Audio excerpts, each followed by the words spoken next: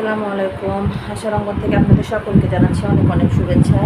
আশা করছি সবাই ভালো আছেন। আলহামদুলিল্লাহ আমিও ভালো আছি। আজকে না সকাল থেকে বাইরে যাওয়ার কথা ছিল, এত গরম, বাপরে বাপ, মানে গরমে জাস্ট কি বলবো, সবার কেমন লাগতেছে সেটা আমি বলতে পারবো না, তবে আমার এত গরম লাগতেছে তা বলার মতো না। প্রায় 10:30-11টার দিকে ভাবছিলাম যে বের হয়ে যাব, কিন্তু মানে প্রচণ্ড পরিমাণে গরম, জাস্ট রেডি হওয়ার সাহস পাচ্ছিলাম না। একটু বসুন্ধরার দিকে যাবো ভাবছিলাম, কিন্তু কিছুতেই মানে ডিসিশন নিতে পারলাম না। তারপরেও দু একবার সাহস করলাম। এর মধ্যে আবার আমার ছোটো বোন গেছে একটু মানে ঢাকার দিকে, ও বললো যে আপু ফ্লাইওভারের উপরে 2 ঘন্টা জ্যামে আটকাচ্ছিলাম। এই শুনে তো আমি একদমই সাহস করতে পারলাম না। এই যে দেখা যাচ্ছে আমি ড্রয়িং রুমে বসে আছি, মোটামুটি একটা করে রুম গোছাচ্ছি আর রেস্ট নিচ্ছি, একটা করে রুম গোছাচ্ছি আর রেস্ট নিচ্ছি, কিচ্ছু ভালো লাগতেছে না। মানে একদিকে গরম, একদিকে মনটাও ভালো লাগতেছে না, একদিকে কাজের এত প্রেশার তা বলার মতো না। যেদিক যাচ্ছি সেদিকে কাজ, যেদিক যাচ্ছি সেদিকে কাজ, এই হলো অবস্থা। তো যদি দুপুরবেলার পরে ভালো লাগে তো ভাবছি যে একটু বের হব, আর যদি ভালো না লাগে, যদি মনে করি যে আজকে বৃহস্পতিবার যে আমারও বেশি হতে পারে, এই আবার গরমের তীব্রতার উপরে ডিপেন্ড করবে। যদি দেখি যে না গরম একটু কমছে, তাহলে না হয় বের হয়ে যাবো। রোদের মধ্যে এত রোদ বাইরে তা বলার মতো না, প্রচণ্ড পরিমাণে রোদ। তো যাই হোক, মিশন আজকে স্কুলে যায় নাই, বৃহস্পতিবার, মিশনের হয়তো প্রেশার কম থাকে এই দিন। মিশন যায় নাই, মাহিন চলে গেছে। আর আমি না কোনো রকম ঘরগুলো হালকা পাতলা গোছায় দিছি, কিন্তু যে মিশন পাজি ড্রয়িং রুমে বসে পড়ে, ও যেদিন বাসায় থাকে না সেদিন আমাকে খুব জ্বালায়। একবার এই রুমে একবার সেই রুমে, একটু একটু করে রুম চেঞ্জ করে আর ইয়া করে। তো যাই হোক, মিশন গেছে একটু নিচে, এইমাত্র এই যে লাইট দিয়ে গেছে ঘরে ঘরে। আর না, খালা আসছিল সকালবেলা, খালা এসে দরজা জানলা সব বন্ধ। ও যেদিন বাসায় থাকবে সেদিন আমার এই জ্বালা, একদিক থেকে বন্ধ করবে, একদিক থেকে আমাকে খুলতে হবে। তো যেটা বলতেছিলাম, খালা এসেছিল, শিরিন খালা এসে রান্না বান্না সব করে দিয়ে গেছে। আমার জন্য ভালো লাগতেছে না, মানে কোথাও কোনো জায়গা থেকে কেমন দুঃসংবাদ আসতে নিলে যেরকম লাগে, বা দুঃসংবাদ পেলে যেমন লাগে, মনটা ঠিক সেরকম লাগতেছে, কিছুতেই ভালো লাগতেছে না। আর এই যে রাস্তাটা দেখা যাচ্ছে, ইট ভাঙ্গানি ঘটর ঘটর ঘটর ঘটর শব্দ তো আছেই, এ আর একটা জ্বালা হয়েছে। তো ভাবতেছি দেখি এক কাপ চা খাই, 1:10 বেজে গেছে, এখন চা খাওয়ার সময়ও না এরকম। তো যাই হোক, চাটা খেয়ে আর একটু কাজ আছে, জাস্ট মাহিরের রুমটা গোছাবো, তাই শেষ। ভালো লাগলো না বলে কাজ করি নাই, কিন্তু আবার কমও করি নাই। রান্নাঘরটা বেশ এলোমেলো হয়েছিল, এলোমেলো মানে কেমন যেন একটু তেল কাজটা হয়েছিল। আমার রুমা খালা অনেকদিন হলো সময় পাচ্ছে না এরকম। এই যে বেলচা টেলচা সব ধুয়ে ধুয়ে শুকাতে দিয়েছিলাম। তো যাই হোক, চুলা টুলাগুলো একটু পরিষ্কার করে নিলাম, আমিই করছি। একদম কেমন যেন আঠা আঠা লাগতেছিল, ভালো লাগতেছিল না। এগুলো মোটামুটি ডিপ ক্লিন করা হয় না, ডিপ ক্লিন করলে তো আবার উপরের দিকেও করতে হবে, বাট উপরের দিকে আমি তো করতে পারি। তো ভাবলাম যে না, একটু চুলা টুলাগুলো পরিষ্কার করে নিই। রুমা খালা একদমই সময় দিতে পারতেছে না। এখন দেখি যে ঘর মধ্যে কাজটা মনে হয় সকালবেলা খালাকে দিতে হবে, আর খালা শুধু রুটি আর ভাজি করে যাবে, কারণ প্রতিদিনই এই অবস্থা হচ্ছে। প্রায় 15-20 দিন হলো কোনো সময় ইয়া নাই, মানে সময় সম্বন্ধে কোনো জ্ঞান নাই। তো যাই হোক, এই তো মাহিনের বিছানাটা মোটামুটি গোছানো শেষ। সবগুলো ফ্যানও মুছতে হবে, আজকে সম্ভব না। বললাম না যে ভালো লাগতেছে না, কিছুই ভালো লাগতেছে না, মানে জাস্ট না করলে না। তাই এই বালিশের কাভারটা চেঞ্জ করতে হবে, তা ভাবলাম যে চাদর চেঞ্জ করার এই সময় এসে গেছে, এখন আর কাভার চেঞ্জ করার দরকার নেই। 5টা ফ্যান ধরে ময়লা তেল কাজটা হয়ে আসছে।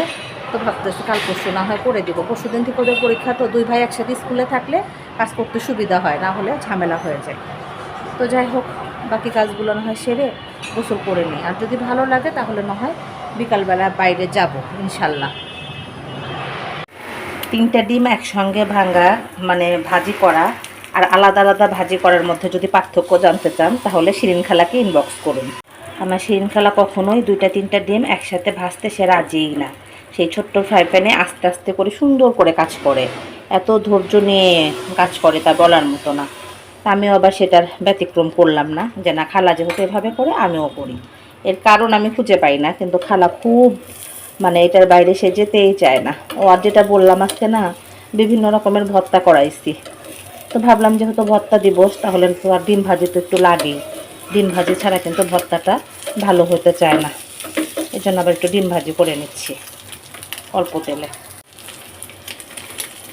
প্রতি বৃহস্পতিবারই আমার মনে হয় যে প্রত্যেকটা বাসায় মনে হয় টেনশন কাজ করে যে আজকে একটু লাইট খাবার রান্না করি, কারণ শুক্রবার সবার বাসায় একটু হেভি খাবারই থাকে। তো আমিও তার ব্যতিক্রম না, আজকে একটু বিভিন্ন রকমের ভর্তা খালাকে বললাম করে দেওয়ার জন্য, খালা করে দিল। আর এই ফ্রাই প্যানটা না খুব ডিস্টার্ব করে, পিচ্ছি ভাত বারবার পিছলা যায়। ডিম ভাজিও কিন্তু একটা আর্ট। আমার দাদি এত সুন্দর করে ডিম ভাজি করতো তা বলার মতো না, কিন্তু সেই আর্ট কিন্তু আমার মধ্যে একদমই নাই। আমার 3টা ডিম ভাজি জাস্ট 3 রকম হলো। হ্যাঁ, এই হলো আমার পরিস্থিতি রান্নার। যে জিনিসটা যে ভালোবাসে না সেই জিনিসটা তার করতে যে কি কষ্ট তা বলার মতো না। সাথে কোনো রান্নাই, মানে রান্নার রিলেটেড কোনো কিছু আমার কাছে একদম অসহ্য একটা ব্যাপার।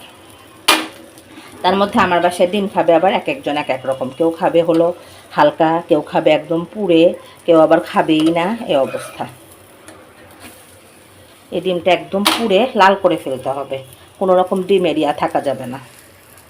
তো যাই হোক, ডিম বিশেষজ্ঞ মানে করতে করতে, বিশ্লেষণ করতে করতে বাইরের প্রকৃতিটা দেখাই। এখন একটু রোদ মনে হয় পুষছে কিছুটা, মানে এত যে দুর্দান্ত রোদ ছিল সেটা থেকে মনে হচ্ছে যে একটু হলেও ফিকে হচ্ছে। তো যাই হোক, এত গরম ছিল সকাল থেকে, মনে হচ্ছিল যে আমার একদম নাভিশ্বাস অবস্থা। এই তো শুনে আমার খালা বলতেছিল যে খালা আল্লাহ কী করবে, বৃষ্টি দিলেও রাগ করো, রোদ উঠলেও রাগ করো। তখন ভাবলাম যে না, ঠিকই তো, আমি তো বৃষ্টি নামলেও আবার গজর গজর করি। এই হলো আমার সমাচার। কারেন্ট চলে গেছে, আজকে সকাল থেকে বারবার যাচ্ছিল না। তবে আমাদের আজকের মেনু হলো, এখানে হলো কচুরমুখী ভর্তা, খালা বলে গাটি ভর্তা। তো যাই হোক, এখানে আলু ভর্তা, যেটা আমার মিশনের বেজায় পছন্দ। সাথে এখানে আছে হলো জাস্ট বেগুন ভর্তা, এটা হলো কাঁচা পেঁয়াজ কাঁচামরিচ দিয়ে করা। এখানে আছে ভাত, এখানে আছে ডাল, মসুরের ডাল, আর এখানে আছে হলো আমার ডিম ভাজি, হরেক রকমের ডিম ভাজি।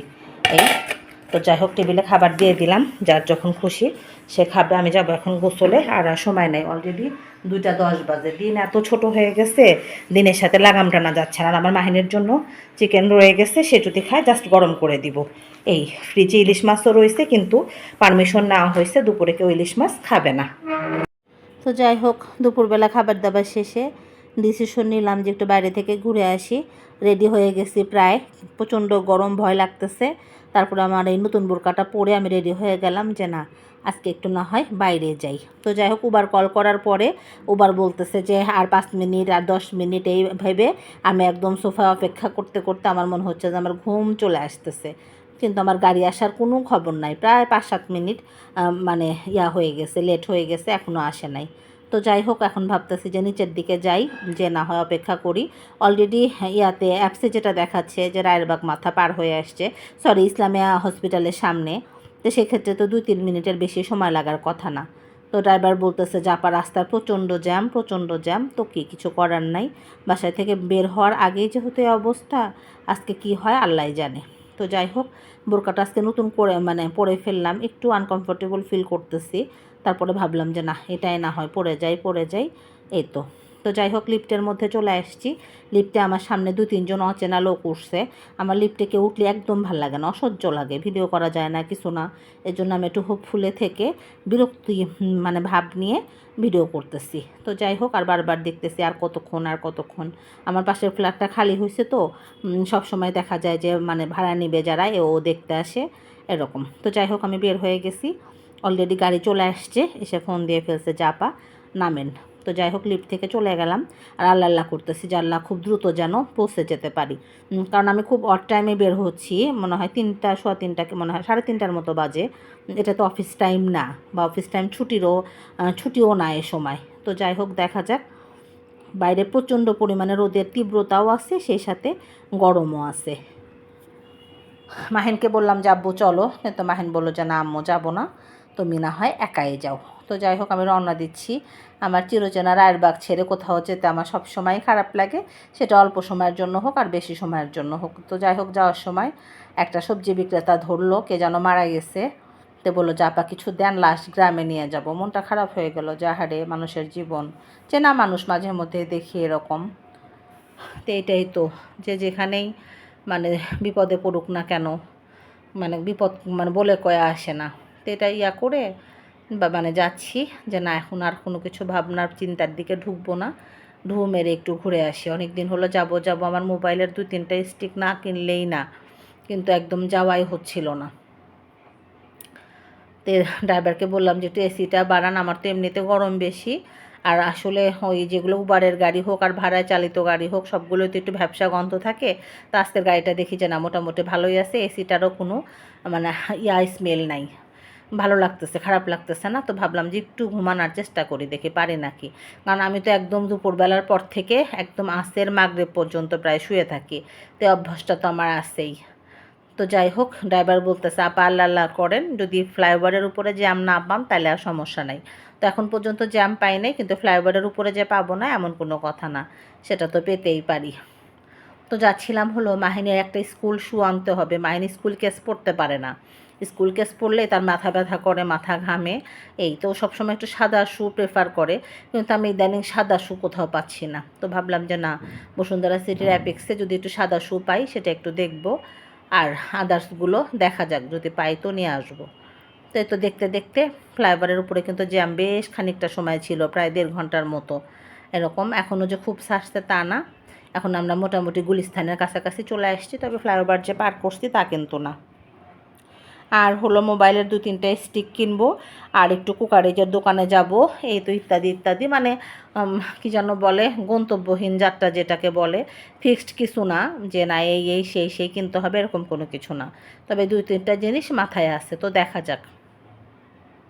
তবে আমি মনে হয় একটু দেরি করে রওনা দিয়ে ফেললাম, কারণ আমার কিন্তু অলরেডি 1 থেকে 1.5 ঘন্টা রাস্তায় পার হয়ে গেছে, অর্থাৎ ফ্লাইওভারের উপরেই পার হয়ে গেছে, আরও বাকি রাস্তাটা রয়েই গেছে। ঢাকা শহরে সরকার পরিবর্তনের সাথে সাথে এখন পুলিশরা কোনো কাজ করতেছে না, যেখানেই পুলিশ থাকুক না কেন, মানে তারা বসে থাকে কিন্তু কোনো ডিউটি পালন করে না এরকম। তো আমি বসুন্ধরা সিটিতে পৌঁছে গেছি।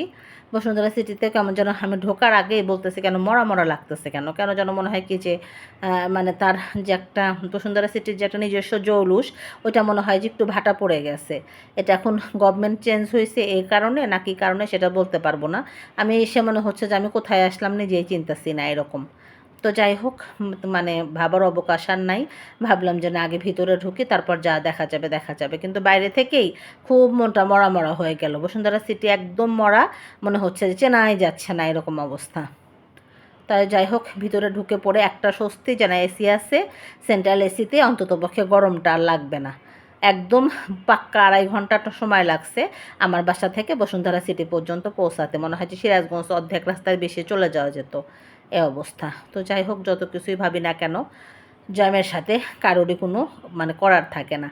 তো লিফটের সামনে দাঁড়ায় আছি, এসকেলেটার করে উঠতে উঠতে আমি আগে যাব ফুড কোর্টে, যে আমি একটু কফি খাবো, না হলে একটু লাচ্ছি খাবো, আমার প্রচণ্ড পরিমাণে পিপাসা লাগছে, সেই সাথে কেমন যেন টায়ার্ড লাগতেছে।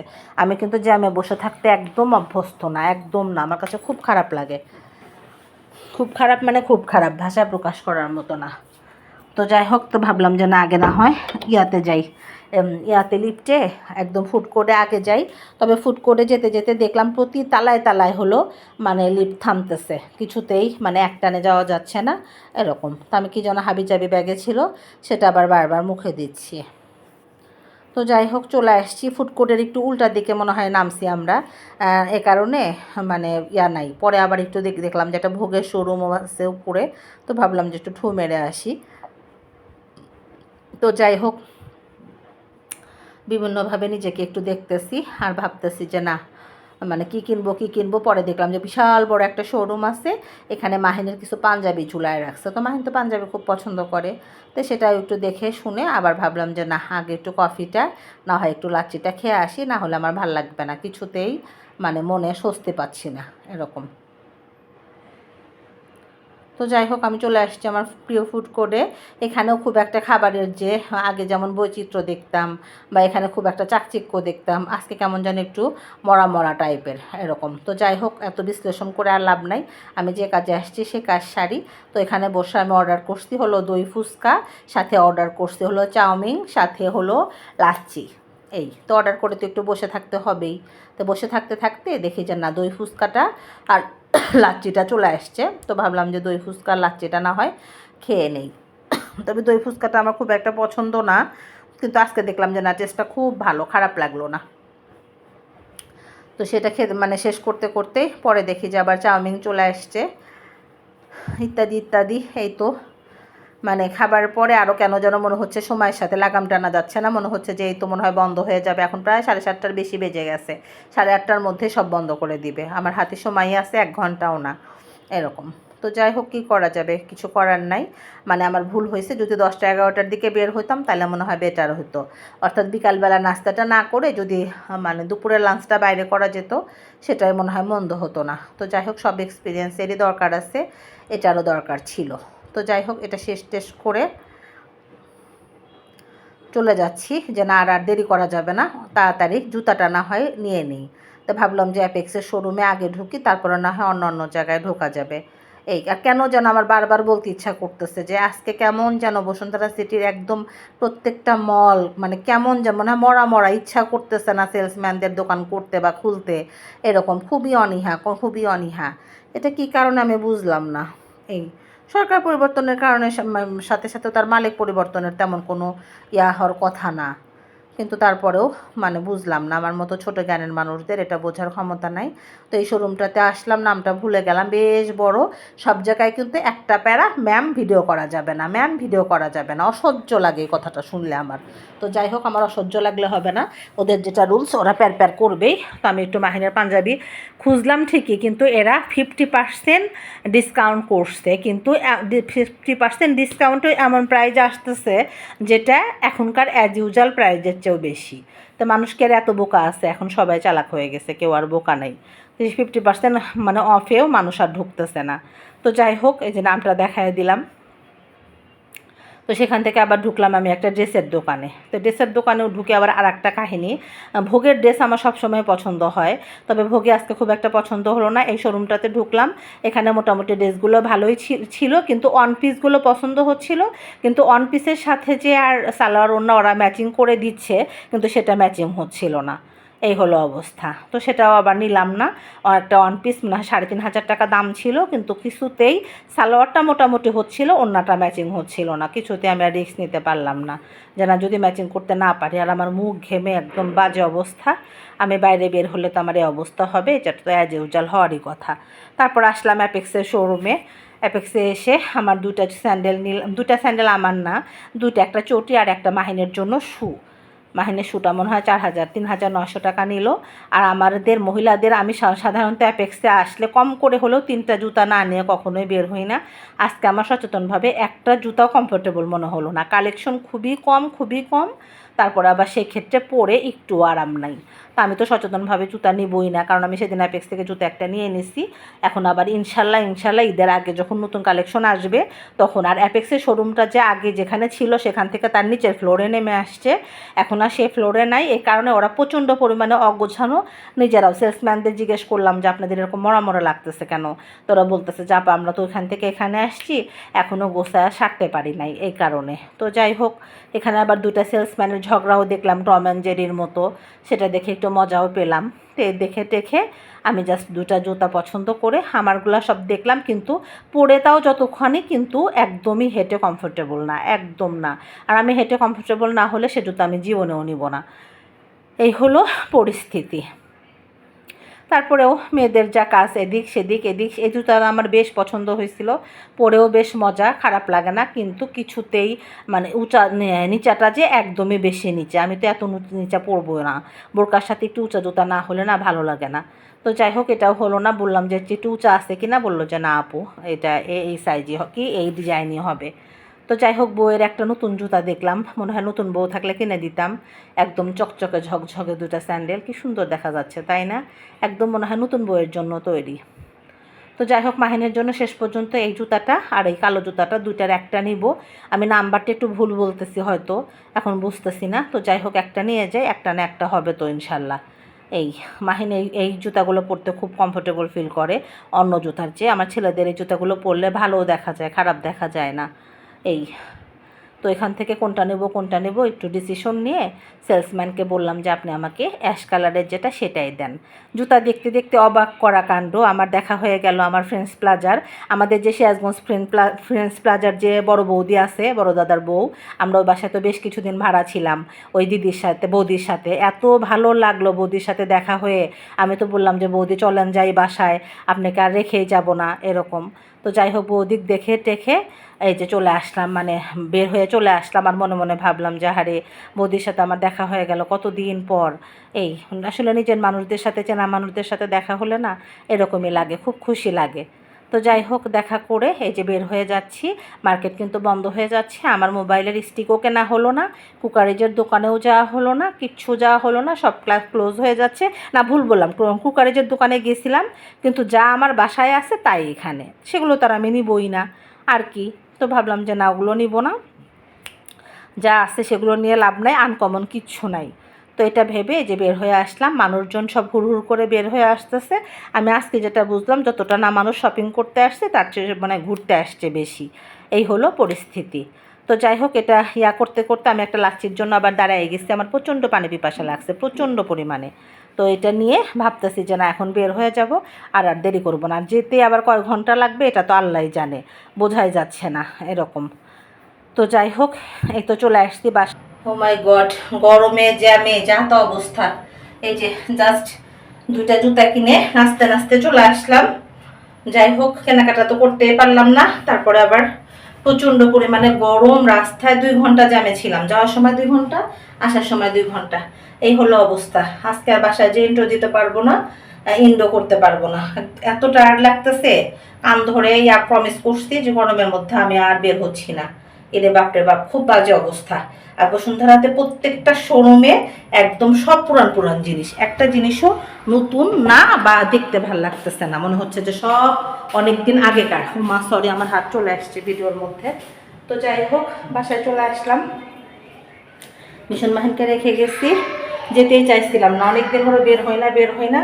পরে দেখলাম যে না সব দোকানেই 50% ছাড়, প্রাইস ওরকম দিয়ে রাখছে বেশি, কিন্তু কোনো জিনিসের দাম কম না। বাট আব্বু আমাকে একটু পানি দাও তো, মরে গেলাম। এখন না হয় এই পর্যন্তই। সবাই ভালো থাকবেন, সুস্থ থাকবেন, হাসার অঙ্গনের সঙ্গে থাকবেন, আমার চ্যানেলটি সাবস্ক্রাইব করবেন, গঠনমূলক সমালোচনা করবেন। আল্লাহ হাফেজ।